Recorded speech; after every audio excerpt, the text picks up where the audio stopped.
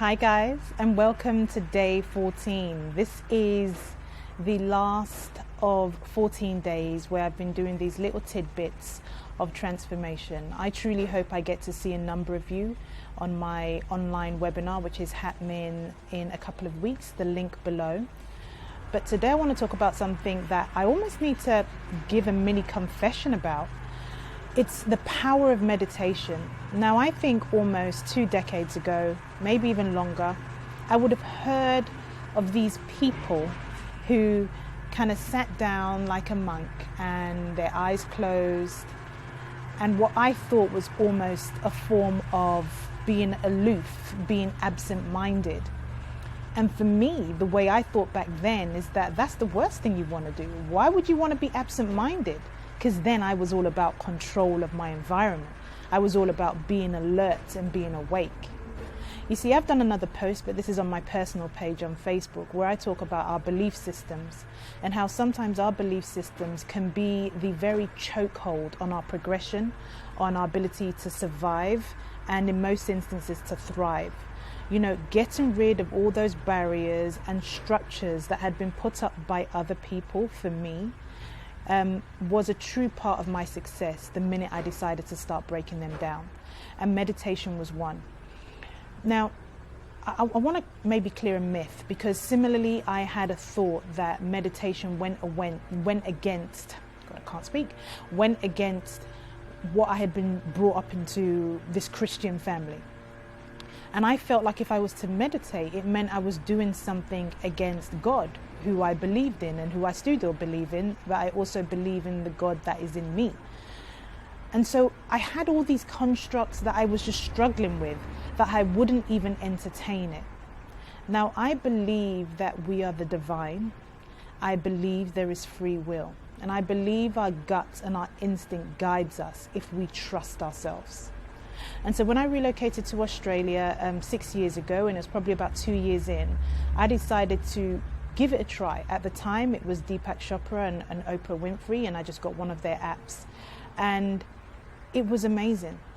It was amazing because that form of meditation then, and I'm going to talk to you about the meditation I do now, but that form of meditation then kind of allowed me to get away from my own brain, allowed me to get away from my really busy lifestyle as a single parent.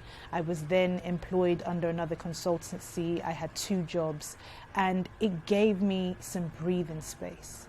I still prayed, you know, I still wanted to feed my mind with the things I believed in, but I was open to other things. And opening my mind to meditation truly was probably the beginning of a new identity for me.